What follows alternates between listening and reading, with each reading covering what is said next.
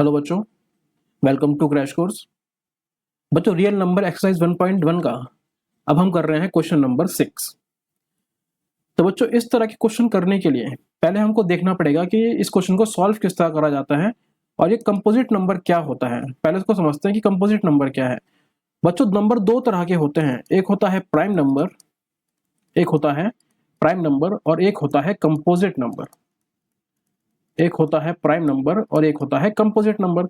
Prime number वो होता है जो 1 के टेबल में आता है और अपने खुद के टेबल के अंदर आता है। सपोज मैंने बोला 5, ये क्या है, हमारा एग्जाम्पल है। मैंने क्या बोला, 5। देखो, 5 सिर्फ दो ही नंबरों के टेबल में आ पाएगा, एक तो 1 के टेबल में आ पाएगा और एक सिर्फ 5 के टेबल में आ पाएगा, और किसी भी टेबल के अंदर ये नहीं आ पाता। सपोज मैंने बोला 3, तो 3 भी ऐसा ही नंबर है जो 1 के टेबल में आएगा और अपने खुद के टेबल में आएगा। 2, 2 भी 1 के टेबल में आएगा और अपने खुद के टेबल में आएगा। अगर मैं आपसे पूछता हूं कि सबसे स्मॉलेस्ट प्राइम नंबर क्या है, तो आप बहुत से बच्चे कहेंगे कि 1। पर बच्चों, 1 कोई प्राइम नंबर नहीं है। ठीक है, 1 कोई प्राइम नंबर नहीं है। सबसे छोटा प्राइम नंबर कौन सा होता है? सबसे छोटा प्राइम नंबर है आपके पास 2, स्मॉलेस्ट प्राइम नंबर। ठीक है, ये क्या है, स्मॉलेस्ट प्राइम नंबर, या फिर आप इसको इवन प्राइम नंबर भी बोल सकते हैं। समझ में आ गया? तो ये तो था प्राइम नंबर। अब देखते हैं कंपोजिट नंबर क्या होता है। सपोज मैंने एक नंबर लिखा, प्राइम नंबर को छोड़ के जो भी नंबर बचेंगे वो सब क्या है, वो सब कंपोजिट है। वैसे मैंने यहाँ पे लिखा 5, तो नंबर आ गया एक 4।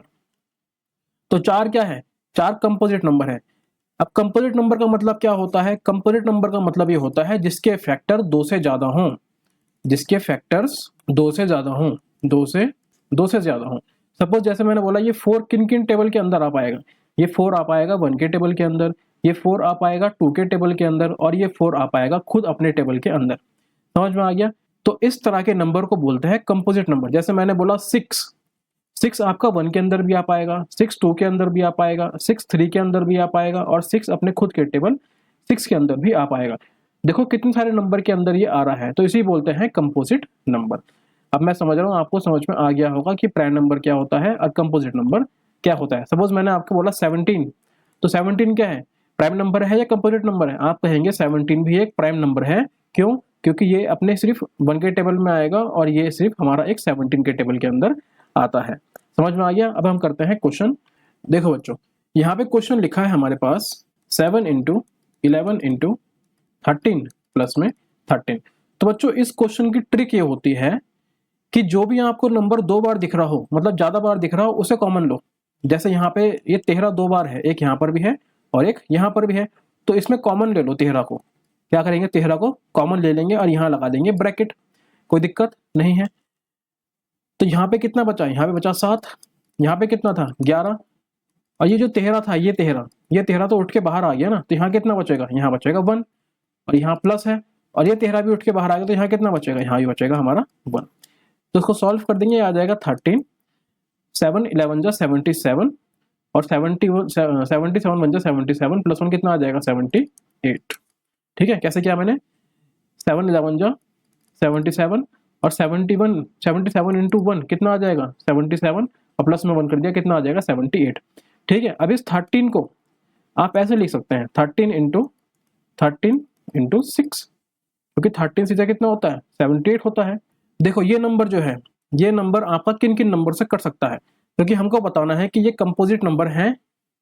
ये मेरे को प्रूफ करना है इसके अंदर कि ये कंपोजिट नंबर क्यों है। तो मैं करके दिखाता हूँ क्यों। आपको पता है कि ये 13 है, ये 13 1 के टेबल से भी कट जाएगा। सपोज चलो मैं आपको पूरा मल्टीप्लाई ही करके दिखा देता हूँ एक बार को। ये हो जाएगा 13 13 जा 169, और ये हो जाएगा इंटू 6। जब इसको सॉल्व करेंगे आप, तो ये आ जाएगा 6 9 जा कितना आ जाएगा 54, 6 से कितना 36 से कितना आ जाएगा 41, ये आ जाएगा 6 और 4 कितना आ जाएगा 10, 1014। अब देखो यहाँ पे जब इसको आप प्राइम फैक्टर निकालेंगे इसके 1014 के, जब सॉल्व करेंगे 2 से काटेंगे, 2 5 से कितना हो जाएगा 10, यहाँ पे आ जाएगा आपके पास 0, और 2 7 से कितना घटेगा 14। ठीक है, अब ये 3 से घट जाएगा, ये आ जाएगा 3 1 जा 3, रिमाइंडर बचेगा 2, 3 6 से कितना हो जाएगा 8, और 3 9 से कितना हो जाएगा 27। ये हो जाएगा 13 13 जा, और ये हो जाएगा 13 1 जा। अब देखो इसके प्राइम फैक्टर कितने निकल कर आए हैं, 1014 के जो प्राइम फैक्टर निकल कर आए हैं वो निकल कर आए हैं 2 3 13 और 13। मतलब कि देखो एक नंबर तो ये काट रहा है, एक नंबर ये काट रहा है, एक नंबर ये काट रहा है, और एक तो 1 तो होता ही है हर जगह पे। तो आप खुद देख पा रहे हैं कि 4 नंबर आ गए, और हमको पता था कि प्राइम नंबर वो नंबर होता है जो सिर्फ अपने नंबर से और 1 से कटता है, लेकिन ये 2 से भी कट रहा है, 3 से भी कट रहा है, 13 से भी कट रहा है, 1 से भी कट रहा है, तो दैट्स वाई ये एक कंपोजिट नंबर है। समझ में आ गया? अगर आपको ऐसे नहीं करना था, आप इसको इस तरीके से भी कर सकते थे। आप यहाँ बोलते कि ये नंबर 1 से भी कट जाएगा, क्योंकि जब इसको मल्टीप्लाई करूंगा तो मल्टीप्लाई करके ये एक पूरा नंबर ही बन जाएगा। तो मेरे को पता है ये 1 से भी कट जाएगा, ये 13 से भी कट जाएगा, ये 6 से भी कट जाएगा, ये 2 से भी कट जाएगा, ये 3 से भी कट जाएगा। मतलब इतने सारे नंबर से ये नंबर हमारा कट रहा होगा। समझ में आ गया? इसलिए ये एक कंपोजिट नंबर था। करते हैं अगला क्वेश्चन। अब देखो ये क्वेश्चन लिखा है हमारे पास, ये वाला क्वेश्चन, ठीक है। ये लिखा है 7 × 6 × 5 × 4 × 3 × 2 × 1 + 5।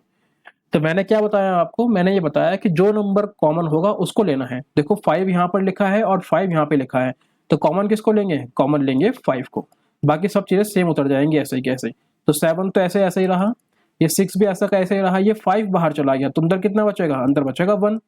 4 भी ऐसे ही रहेगा, 3 भी ऐसे ही रहेगा, 2 भी ऐसे ही रहेगा, 1 भी ऐसे ही रहेगा, और प्लस में ये 5 यहाँ पे था, ये 5 बाहर चला गया, अंदर कितना बचेगा?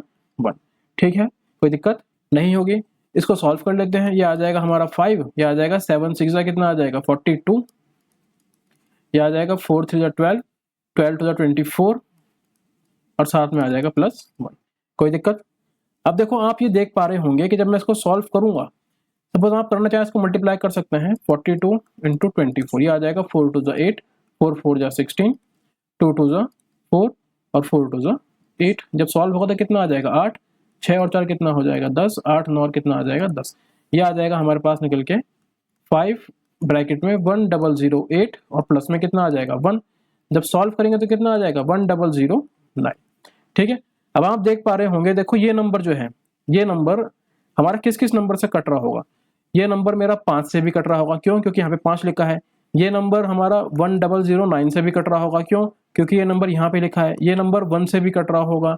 ठीक है, तो 3 नंबर तो मैंने यहीं पे निकाल दिए। और जब 3 नंबर यहाँ पे निकाल दिए, मतलब कि ये प्राइम नंबर तो नहीं है, तो फिर कैसा नंबर हुआ? ये नंबर हुआ हमारा एक composite number, because there are more than 2 factors, so it is a composite number। समझ में आ गया बच्चों? इस तरीके से। अब आप यहाँ पे देख पा रहे होंगे मैंने यहाँ पे 5 से कैसे काट दिया, 1009 से कैसे काट दिया। तो मैं आपको एग्जांपल दे देता हूँ। सपोज मैंने आपको एक नंबर बोला, एक नंबर है हमारे पास 120, ये नंबर है। अब आप बोलेंगे कि 120 किस किस नंबर से कटेगा, तो मैं दिखाता हूँ। आप जब इसके फैक्टर निकालेंगे, आ जाएगा 2 से 12 0, 2 30 से कट जाएगा, 2 15 से कट जाएगा, 15 5 से काट देंगे इसको, ये आ जाएगा 5 3 से 3 1 से। अब देखो 120 के जो फैक्टर निकल कर आए हैं वो निकल कर आए हैं 2 × 2 × 2 × 5 × 3, कि ये सब नंबर आपस में मल्टीप्लाई कर रहे होंगे, तब जाके कितना आ रहा होगा? 120 आ रहा होगा। इसका मतलब क्या हुआ? ये 120 मेरा 2 से भी डिवाइड होगा, ये 120 मेरा इस 5 से भी डिवाइड होगा, और ये 120 मेरा इस 3 से भी डिवाइड होगा। तो वही चीज यहाँ पे लिखी है। जब ये नंबर आपस में मल्टीप्लाई में लिखे थे, मतलब कि जब नंबर बन के आ जाएगा, जब मैं इस नंबर को इससे मल्टीप्लाई करूंगा, तो ये नंबर इस 5 से भी डिवाइड हो जाएगा, और ये नंबर इस 1009 से भी डिवाइड हो जाएगा, और कोई भी नंबर हो वो 1 से डिवाइड तो होता ही है, इसलिए 1 भी यहाँ पे आ जाएगा। ठीक है, तो यहाँ मैंने निकाल दिए हैं 3 फैक्टर। इसका मतलब क्या हुआ कि ये एक प्राइम नंबर तो नहीं है, ये क्या है? एक कंपोजिट नंबर है।